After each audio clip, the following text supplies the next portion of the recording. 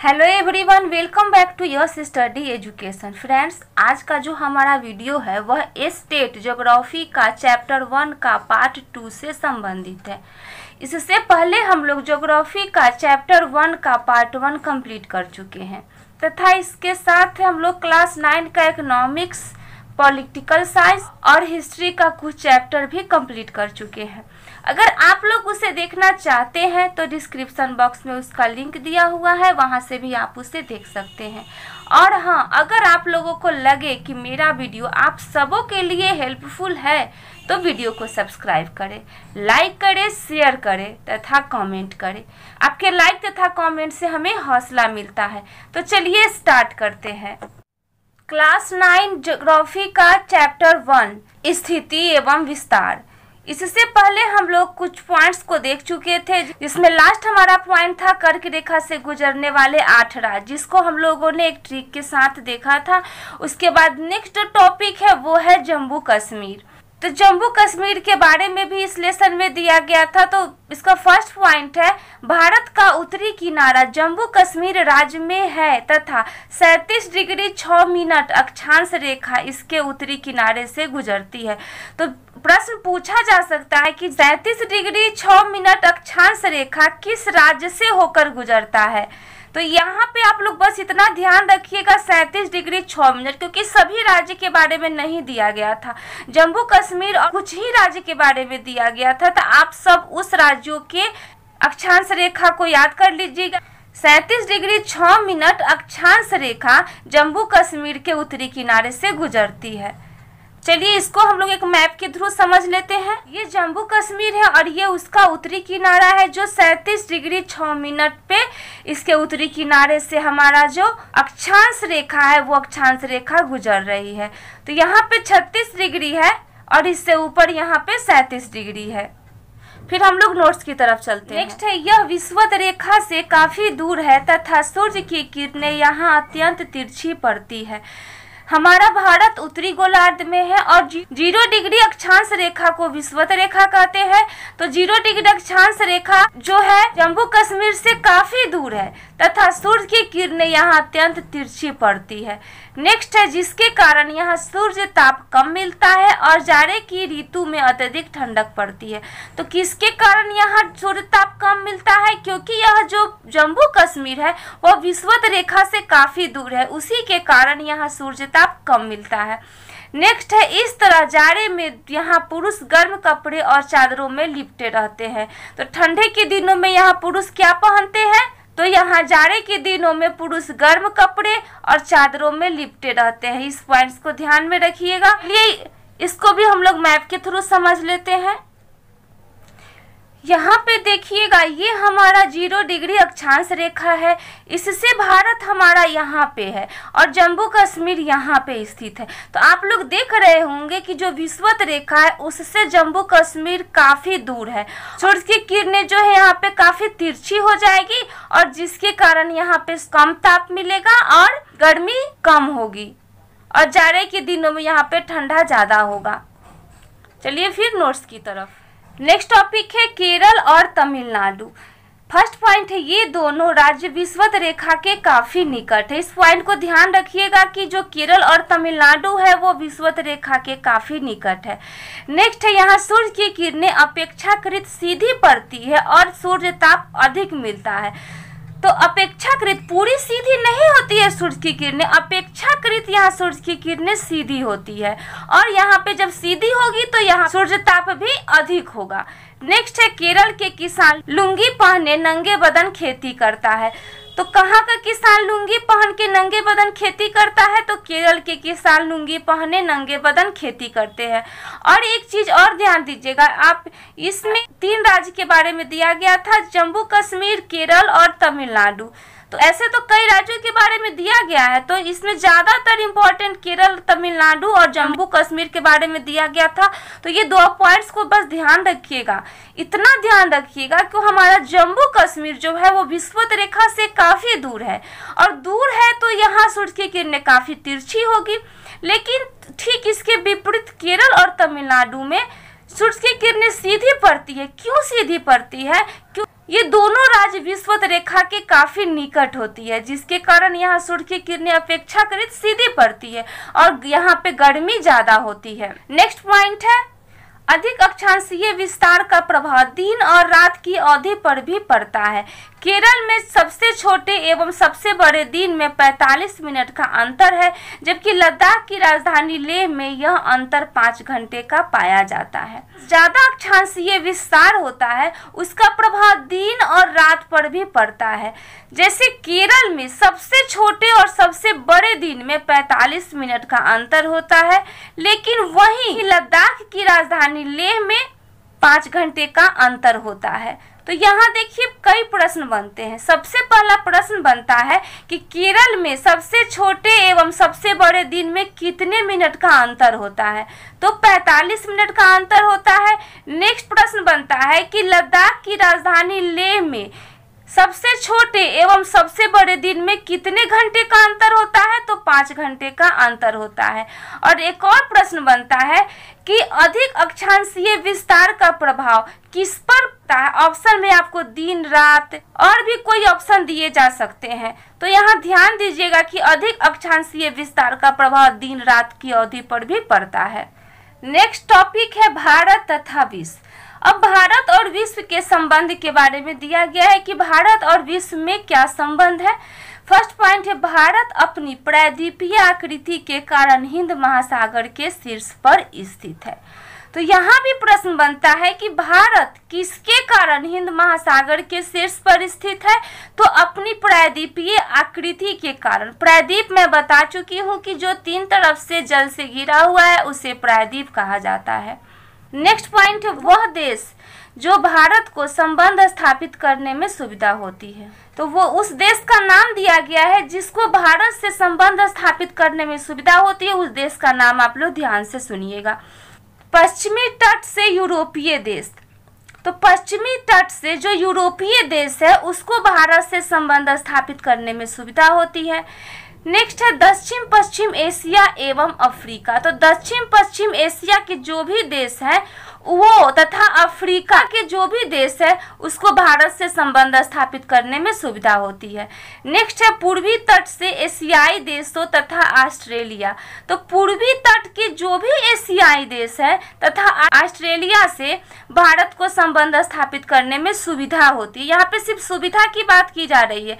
आपको अब प्रश्न पूछा जा सकता है कि भारत को संबंध स्थापित करने में सुविधा होती है वह देश है। ऑप्शन में कुछ भी दिया जा सकता है, तो आप बस इन देशों के नाम याद रखिएगा। हो सकता है इनमें से 3 देशों के नाम दिए जाए और एक गलत देश का नाम दिया जाए, तो ये सभी देशों के नाम आप लोग बस अपने दिमाग में रखिएगा। और मैं आपको मैप के द्वारा भी मैं आप लोगों को क्लियर करूंगी कि जिससे भारत को संबंध स्थापित करने में सुविधा होती है, ताकि आप लोगों को कोई भी दिक्कतें न हो। तो पूर्वी तट से एशियाई देश तथा ऑस्ट्रेलिया हो जाएगा, और मध्य पूर्वी पश्चिमी एवं दक्षिण पूर्वी एशिया से भारत को संबंध स्थापित करने में सुविधा होती है। चलिए अब हम लोग इसको मैप के थ्रू समझते हैं। पहला था पश्चिमी तट से यूरोपीय देश। तो ये देखिए ये हमारा भारत का पश्चिमी तट है, ये पश्चिमी तट है। तो पश्चिमी तट से ये यूरोप है, यहाँ से भारत को संबंध स्थापित करने में सुविधा होती है। नेक्स्ट है दक्षिण पश्चिम एशिया एवं अफ्रीका। तो ये हमारा दक्षिण हो गया, ये पश्चिम हो गया। तो यहाँ के जो भी एशिया के जो दक्षिण पश्चिम एशिया के जो देश है वो और अफ्रीका को भारत से संबंध स्थापित करने में सुविधा होती है। उसके बाद में नेक्स्ट है पूर्वी तट से एशियाई देश तथा, तो ये हमारा पूर्वी तट हो गया। यहाँ से जो भी एशिया के देश है यहाँ बगल में उसको तथा यहाँ पे ऑस्ट्रेलिया है उसे संबंध स्थापित करने में सुविधा होती है। नेक्स्ट है मध्य पूर्वी एशिया एवं दक्षिण पूर्वी एशिया। तो यहाँ पे मध्य एशिया हो गया, वैसे भी हमारा भारत दक्षिण एशिया में पड़ता है, तो मध्य एशिया में यहाँ पे जितने भी कंट्री हो गए वो, उसके बाद में पूर्वी एशिया और इधर का पश्चिमी एशिया और फिर दक्षिण पूर्वी एशिया, यहाँ से संबंध स्थापित करने में भारत को सुविधा होती है। हम लोग फिर चलते हैं नोट्स की तरफ। नेक्स्ट एक नोट है, एशियन तथा पंचतंत्र की कहानियां, उपनिषदों के विचार, बौद्ध धर्म, भारतीय अंक एवं दशमलव प्रणाली आदि भारत से विश्व के विभिन्न भागों तक पहुंच सका है। तो यहाँ ध्यान रखिए कि भारत से विश्व के विभिन्न भागों तक क्या क्या पहुंचा है। तो एशियन तथा पंचतंत्र की कहानी, उपनिषदों के विचार, बौद्ध धर्म, भारतीय अंक एवं दशमलव प्रणाली, ये सभी चीज भारत से विश्व के विभिन्न भागों तक पहुंचा है। यहाँ पे कुछ पॉइंट्स है, ये सभी पॉइंट्स वो आप लोग ध्यान में रखिएगा। नेक्स्ट है, भारत से मसाला, मलमल, कपड़े, अन्य सामान विभिन्न देशों से निर्यात होता था। तो भारत से क्या क्या चीज निर्यात होता था? तो मसाला, मलमल, कपड़े और भी अन्य सामान जो होता था भारत से विभिन्न देशों में निर्यात होता था। नेक्स्ट है, यूनानी स्थापत्य कला तथा पश्चिमी एशिया की वास्तुकला के मीनारों तथा गुंबजों के प्रभाव भारत के विभिन्न भागों में देखा जा सकता है। तो यहाँ ध्यान दीजिएगा कि यूनानी स्थापत्य कला, पश्चिमी एशिया की वास्तुकला के मीनारों तथा गुंबजों का प्रभाव भारत के विभिन्न भागों में देखने को मिलता है। एक बार और मैं इसको रिपीट करती हूँ कि यूनानी स्थापत्य कला, पश्चिमी एशिया की वास्तुकला के मीनारों तथा गुंबजों के प्रभाव भारत के विभिन्न भागों में देखा जा सकता है। नेक्स्ट है हमारा भारत के पड़ोसी देश। इसका फर्स्ट पॉइंट है, भारत सार्क का सदस्य है। भारत किसका सदस्य है? तो सार्क का सदस्य है। सार्क को इंग्लिश में कहते हैं south Asian association for regional cooperation. इसको हिंदी में कहा जाता है दक्षिण एशियाई क्षेत्रीय सहयोग संगठन। यह 8 देशों का आर्थिक और राजनीतिक संगठन है, जिसका एक नाम दक्षेस भी कहा जाता है। चलिए इसका जो नेक्स्ट पॉइंट है उसको देख लेते हैं। तो सार्क के सदस्य, तो सार्क के कौन कौन से देश सदस्य हैं, इसका नाम यहाँ पे दिया गया है। फर्स्ट है, सार्क के सदस्य हैं भारत, पाकिस्तान, बांग्लादेश, श्रीलंका, नेपाल, भूटान, मालदीव और अफगानिस्तान। इन 8 देशों के नाम आप लोग ध्यान में रखिएगा। इसमें से प्रश्न आपको पूछे जा सकते हैं, निम्नलिखित में से कौन सार्क के सदस्य नहीं है। इनमें से 3 आपको दिए जाएंगे और एक दूसरे देश का नाम दिया जाएगा। तो बस इन्हीं 8 देशों के नाम आप लोग ध्यान में रखिएगा। नेक्स्ट है, भारत की स्थल सीमा 7 देशों को छूती है। इन देशों के नाम है पाकिस्तान, अफगानिस्तान, चीन, नेपाल, भूटान, बांग्लादेश और म्यांमार। तो भारत के जो स्थल सीमा है वो 7 देशों को छूती है और इन 7 देशों के नाम मैंने यहाँ लिख दिए हैं। इस 7 देशों को के नाम आप लोग ध्यान में रखिएगा। चलिए इसको हम लोग मैप के द्वारा समझ लेते हैं। मैं आपको पिछले वीडियो में बताई थी कि स्थल रेखा क्या है। तो यहाँ से स्टार्ट होता है हमारा स्थल रेखा। ये पूरा यहाँ से ये पूरा नेपाल होते हुए, भूटान होते हुए, जो भारत का पूर्वी होते हुए ये पूरा यहाँ तक हमारा भारत का जो स्थल सीमा है। उसके बाद में यहाँ पर कह रहा है कि स्थल सीमा 7 देशों को छूती है। तो कौन कौन सा 7 देश है? तो यहाँ पे देखिए आप लोग, ये स्थल सीमा को पाकिस्तान छू रहा है। उसके बाद में ये अफगानिस्तान छू रहा है, जो थोड़ा सा जम्मू कश्मीर के कुछ सीमा अफगानिस्तान भी छू रहा है। उसके बाद में चीन हो गया, यहाँ पे नेपाल हो गया, यहाँ पे भूटान हो गया, यहाँ पे बांग्लादेश और यहाँ पे म्यांमार। ये 7 देशों के नाम आप लोग ध्यान में रखिएगा। अब हम लोग फिर चलते हैं नोट्स की तरफ। नेक्स्ट है, हिंद महासागर में स्थित भारत के द्वीपीय पड़ोसी देश। तो हिंद महासागर में स्थित भारत के द्वीपीय पड़ोसी देश कौन है? तो एक श्रीलंका है, एक मालदीव है। अगर आप लोगों के पास मैप है तो आप प्लीज मैप के थ्रू इसको देखिएगा, क्योंकि याद करने से ये याद नहीं होगा। आप जब 2 बार 4 बार मैप देखिएगा तो आपके दिमाग में ये सभी देश का नाम आ जाएगा और आप कभी नहीं भूलिएगा। और अगर याद कीजिएगा तो आप भूल जाइएगा। इसलिए मैं तो आपको यही कहूंगी कि आप लोग बार बार मैप ही देखिए और मैप के थ्रू बस आपको दिमाग में ये कॉन्सेप्ट बना लीजिए, नहीं तो याद कीजिएगा तो भूल जाइएगा। चलिए इसको भी हम लोग मैप के थ्रू समझते हैं। ये देखिए हमारा भारत का दक्षिण छोर है, जहाँ पे ये केरल है और ये तमिलनाडु है। तो कह रहा है हिंद महासागर में स्थित भारत के द्वीपीय पड़ोसी देश। तो ये हिंद महासागर हो गया और हिंद महासागर में ये भारत के द्वीपीय एक हो गया, द्वीपीय का मतलब हो गया कि जो चारों तरफ जल से घिरा हुआ। तो ये हमारा श्रीलंका है और यहाँ पे मालदीव है। ये दोनों द्वीपीय पड़ोसी देश है भारत के, आप लोग ध्यान में रखिएगा। चलिए हम लोग फिर नोट्स की तरफ चलते हैं। नेक्स्ट टॉपिक है श्रीलंका। श्रीलंका भारत से मन्नार की खाड़ी तथा पाक जल संधि द्वारा अलग होती है। तो यहाँ प्रश्न बनता है कि श्रीलंका भारत से किसके द्वारा अलग होती है? तो मन्नार की खाड़ी और पाक जल संधि के द्वारा श्रीलंका अलग होती है। नेक्स्ट है भारत की मुख्य भूमि पर स्थित धनुषकोटी से श्रीलंका का तट मात्र 24 किलोमीटर है। तो यहाँ प्रश्न बनता है कि भारत की मुख्य भूमि पर स्थित जो धनुषकोटी है उससे श्रीलंका का तट कितने किलोमीटर दूर है? तो मात्र 24 किलोमीटर दूर है। ये धनुषकोटी जो है रामेश्वरम में है, जहाँ पे श्री रामचंद्र जी श्रीलंका जाने का रास्ता बनवाए थे, वहीं पे धनुषकोटी स्थित है। नेक्स्ट है इस रेखीय द्वीपों की श्रृंखला को एडमस ब्रिज के नाम से जाना जाता है। तो ये रेखीय जो द्वीप है उसकी श्रृंखला को किसके नाम से जाना जाता है? तो एडमस ब्रिज के नाम से जाना जाता है। जो रामचंद्र जी जो सेतु बनवाए थे उसी ब्रिज को एडमस ब्रिज के नाम से जाना जाता है। चलिए इसको हम लोग मैप के थ्रू समझ लेते हैं। यहाँ पे देखिए आप लोग, ये श्रीलंका है और यहाँ पे मन्नार की खाड़ी है और ये पाक जल संधि है। तो भारत से ये किससे अलग हो रही है? तो मन्नार की खाड़ी और पाक जल संधि से भारत से श्रीलंका अलग हो रही है। और नेक्स्ट है यहाँ पे कि भारत की मुख्य भूमि पर धनुषकोटी से श्रीलंका का तट मात्र 24 किलोमीटर है। तो यहाँ पे रामेश्वरम के पास में ही धनुषकोटी है और इस यहाँ से यहाँ तक जो रामचंद्र जी सेतु पुल बनवाए थे श्रीलंका आने के लिए, उसी को एडमस ब्रिज के नाम से जाना जाता है।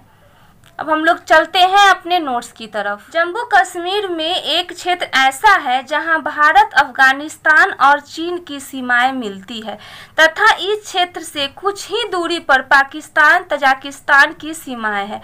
तो यहाँ पे प्रश्न बनता है कि वो कौन सा राज्य है जहाँ पे भारत, अफगानिस्तान, चीन की सीमाएं हैं तथा इस क्षेत्र से कुछ ही दूरी पर पाकिस्तान, तजाकिस्तान की सीमाएं हैं। तो जम्मू कश्मीर, ध्यान में रखिएगा। तो चलिए हम लोग इसको भी मैप के थ्रू समझ लेते हैं। यहाँ देखिए भारत का ये जम्मू कश्मीर है, ये अफगानिस्तान है और ये चीन है। यहाँ जो ये तीनों सीमाएं जो है कहाँ पे मिल रही है? आप लोग देख रहे होंगे इस सीमा की बात कर रहा है, तो जम्मू कश्मीर का ये क्षेत्र है, इसी क्षेत्र की बात कर रहा है यहाँ पे। और कह रहा है कि इसके कुछ ही दूरी पर पाकिस्तान और तजाकिस्तान है। तो यहाँ देखिए इसके कुछ दूरी पर यहाँ पाकिस्तान है और यहाँ तजाकिस्तान है। ठीक है, अब हम लोग फिर चलते हैं नोट्स की तरफ। तो इस पॉइंट्स को हम लोगों ने समझ लिया कि जम्मू कश्मीर में एक ऐसा क्षेत्र है जहां भारत, अफगानिस्तान और चीन की सीमाएं मिलती है तथा इस क्षेत्र से कुछ ही दूरी पर पाकिस्तान तथा तजाकिस्तान की सीमाएं हैं। नेक्स्ट टॉपिक है तिब्बत का पठार। इसका फर्स्ट पॉइंट है, जम्मू कश्मीर के उत्तर पूर्व में स्थित है। तो तिब्बत का पठार कहाँ है? तो जम्मू कश्मीर के उत्तर और पूर्व में स्थित है। नेक्स्ट है, यह पठार अब चीन के अंतर्गत है। तो तिब्बत का पठार अब किसके अंतर्गत है? तो चीन के अंतर्गत है। नेक्स्ट है, इस पठार में कैलाश पर्वत तथा मानसरोवर झील स्थित है। तो इस पठार में कौन सा झील स्थित है? तो कैलाश पर्वत स्थित है तथा मानसरोवर झील स्थित है। इस पॉइंट्स को ध्यान में रखिएगा। प्रश्न पूछा जा सकता है कि कौन से पठार में कैलाश पर्वत तथा मानसरोवर झील स्थित है? तो तिब्बत के पठार में। आगे जो मैप आएगा उसी में हम लोग देखिए, ये हमारा तिब्बत का पठार है जो चीन के अंतर्गत आ गया है। अब यहाँ हमारा भारत है का पठार जो है ये मध्य एशिया में स्थित एक ऊंचाई वाला विशाल पठार है। यह इसके दक्षिण में हिमालय पर्वत श्रृंखला है। ये जो तिब्बत का पठार है इसके इलाके को कभी कभी दुनिया का छत भी कहा जाता है। आप लोग देख सकते हैं कि कितना बड़ा तिब्बत का पठार है। अब चलिए इस पठार के अंतर्गत जो कैलाश पर्वत है और मानसरोवर है उसको हम लोग देख लेते हैं। अब यहाँ देखिए ये तिब्बत का पठार है और यहाँ कैलाश पर्वत है और यहाँ मानसरोवर झील है। अब हम लोग अपने नोट्स की तरफ चलते हैं। नेक्स्ट है कोसी नदी। इसका फर्स्ट पॉइंट है, यह नदी नेपाल में हिमालय से निकलती है तथा बिहार के मैदानी क्षेत्र से होकर गंगा नदी में मिलती है। तो जो कोसी नदी है वो नेपाल के हिमालय से निकलती है तथा बिहार के मैदानी क्षेत्र से होते हुए वो गंगा नदी में मिल जाती है। तो यहाँ भी प्रश्न बनता है कि कौन सी ऐसी नदी है जो बिहार के मैदानी क्षेत्र से होकर गंगा नदी में मिलती है और वह नदी नेपाल के हिमालय से निकलती है। तो ध्यान दीजिएगा, कोसी नदी। नेक्स्ट है, इस नदी को बिहार का शोक कहा जाता है। तो इस पॉइंट्स को ध्यान रखिए कि कौन सा ऐसा नदी है जिसे बिहार का शोक कहा जाता है, तो कोसी नदी। और इसे बिहार का शोक क्यों कहा जाता है? क्योंकि बिहार राज्य को कोसी नदी में बाढ़ आने से बहुत ज़्यादा क्षति हुई थी और जिसके कारण इस नदी को बिहार का शोक कहा जाता है। अब नेक्स्ट है, इसका उद्गम नेपाल में है। तो कोसी नदी का उद्गम कहाँ है? तो नेपाल में है। जहाँ से जो नदी निकलती है उसे उसका उद्गम स्थल कहा जाता है। नेक्स्ट है, नेपाल में कोसी तटबंध के टूट जाने से 18 अगस्त 2008 को उत्तरी बिहार में भयंकर बाढ़ आई थी। तो इस बात को ध्यान रखिएगा, इसी के कारण इसे बिहार का शोक भी कहा जाता है। तो जब नेपाल में कोसी तटबंध के टूट जाने से कब उत्तरी बिहार में भयंकर बाढ़ आई थी? तो 18 अगस्त 2008 को उत्तरी बिहार में भयंकर बाढ़ आई थी। अब नेक्स्ट टॉपिक है भूटान। भूटान के बारे में मैं आपको मैप में बताई थी। यह नेपाल के पूरब में स्थित है जो भारत के साथ एक विशेष समझौते से जुड़ा है। तो भूटान कहाँ स्थित है? तो नेपाल के पूरब में स्थित है और यह भारत के साथ एक विशेष समझौते से जुड़ा हुआ है। लास्ट में मैप के थ्रू इसको क्लियर करेंगे। नेक्स्ट है, भूटान की सुरक्षा एवं विकास की जिम्मेदारी भारत की है। तो भूटान की सुरक्षा एवं विकास की जिम्मेदारी किसके ऊपर है? तो भारत के ऊपर। यहाँ भी प्रश्न बनता है, कौन सा ऐसा देश है जो नेपाल के पूरब में स्थित है और जो भारत के साथ एक विशेष समझौते से जुड़ा है? तो यहाँ ध्यान दीजिएगा, भूटान। नेक्स्ट है, इसके पूरब में भारत एवं चीन की सीमा रेखा हिमालय की श्रेणियों से होकर गुजरती है। तो भूटान के पूरब में भारत एवं चीन की सीमा रेखा हिमालय की श्रेणियों से होकर गुजरती है। नेक्स्ट है, भारत एवं चीन की सीमा रेखा को मैकमोहन रेखा कहा जाता है। इस पॉइंट्स को ध्यान में रखिएगा कि चीन एवं भारत की सीमा रेखा को कौन सा रेखा कहा जाता है? तो मैकमोहन रेखा कहा जाता है। नेक्स्ट नोट है, अरुणाचल प्रदेश के उत्तर पूरब में भारत, चीन तथा म्यांमार तीनों देशों की सीमाएं एक बिंदु पर आके मिलती है। तो भारत, चीन एवं म्यांमार ये तीनों देशों की सीमाएं कहाँ आकर मिलती है? तो अरुणाचल प्रदेश के उत्तर पूरब में। चलिए अब ये सभी पॉइंट्स को हम लोग मैप के थ्रू समझते हैं। हम लोग नेक्स्ट भूटान के बारे में पढ़े थे। तो यह नेपाल के पूरब में स्थित है। यहाँ देखिए, ये हमारा नेपाल है और नेपाल के पूरब में हमारा भूटान स्थित है और ये भूटान भारत के साथ विशेष समझौते से जुड़ा हुआ है। अब भूटान के पूरब में यहाँ पे चीन की सीमा रेखा है और नेक्स्ट था अरुणाचल प्रदेश के उत्तर पूर्व में। तो यहाँ पे अरुणाचल प्रदेश है और इसका उत्तर और पूर्व इधर आया। तो उत्तर पूर्व में कौन देशों की सीमाएं मिलती है? तो यहाँ अरुणाचल प्रदेश भारत में पड़ता है, उसके बाद में चीन हो गया और यहाँ पे देखिए ये म्यांमार है। ये तीनों देशों की सीमाएं अरुणाचल प्रदेश के उत्तर और पूर्व में मिलती है। याद रखिएगा, भारत, चीन तथा म्यांमार की सीमा रेखाएं अरुणाचल प्रदेश के उत्तर पूर्व में आकर मिलती है। अब हम लोग फिर चलते हैं नोट्स की तरफ। नेक्स्ट टॉपिक है पूर्वांचल की पहाड़ियाँ। ये पहाड़ियाँ म्यांमार को भारत से अलग करती है। तो कौन सा ऐसा पहाड़ है जो म्यांमार को भारत से अलग करती है? तो पूर्वांचल की पहाड़ी। नेक्स्ट है, ये पहाड़ियाँ दक्षिण में म्यांमार के आराकानयोमा पर्वत में मिल जाती है। तो पूर्वांचल पहाड़ी दक्षिण में म्यांमार के कौन से पर्वत में मिल जाती है? तो आराकानयोमा पर्वत में मिल जाती है। इस पर्वत का नाम आप लोग याद रखिएगा। और यहाँ एक और प्रश्न बनता है कि आराकानयोमा पर्वत किस देश में स्थित है? तो यहाँ पे म्यांमार में स्थित है। नेक्स्ट है, आगे जाकर ये बंगाल की खाड़ी में डूब जाती तथा पुनः अंडमान निकोबार द्वीप समूह के रूप में प्रकट होती है। जो पूर्वांचल की पहाड़ी है वो आगे जाकर अंडमान निकोबार द्वीप समूह के रूप में प्रकट हो जाती है। प्रश्न बनता है कि पूर्वांचल की पहाड़ी से कौन सा द्वीप समूह का निर्माण हुआ है? तो अंडमान निकोबार द्वीप समूह का निर्माण हुआ है। पूर्वांचल जब हिमालय दक्षिण की ओर मुड़ जाता है और भारत की पूर्वी सीमा का निर्धारण करता है। हिमालय का यही भाग पूर्वांचल कहलाता है और गारो, खासो, जयंतिया, मिजो पहाड़ी, नागा, डफला पूर्वांचल की पहाड़ी भारत का भाग। यहाँ पे जो हमारा पूर्वी क्षेत्र है भारत का, ये जो भी पूर्वी क्षेत्र के जो भी 7 सिस्टर आते हैं ये पूर्वांचल की पहाड़ी पे हैं। इस पूर्वांचल की पहाड़ी के अंतर्गत गारो, खासो, जयंतिया, यहाँ पे डफला पहाड़ी जो अरुणाचल प्रदेश में है, मिसमी पहाड़ी जो अरुणाचल प्रदेश में है, नागा पहाड़ी जो नागालैंड में है और मिजो पहाड़ी जो मिजोरम है, ये सभी पहाड़ी पूर्वांचल पहाड़ियों में आते हैं। पूर्वांचल की जो पहाड़ी है ये दक्षिण में ये म्यांमार के जो आराकानयुमा पर्वत है वहां पे मिल जाती है। आगे चल के ये जो बंगाल की खाड़ी है ये बंगाल की खाड़ी में डूब जाती है और फिर जो यहाँ पे अंडमान निकोबार द्वीप समूह है ये अंडमान निकोबार द्वीप समूह के रूप में प्रकट होती है पूर्वांचल की पहाड़ियाँ। अब हम लोग फिर चलते हैं नोट्स की तरफ। टॉपिक है इंडो तिब्बतन महामार्ग। इंडो तिब्बतन महामार्ग क्या होता है? तो यातायात के आधुनिक साधनों के विकसित होने से इंडो तिब्बतन महामार्ग विकसित हुआ है। तो इंडो तिब्बतन महामार्ग किसके कारण विकसित हुआ है? यातायात के आधुनिक साधनों के विकसित होने से।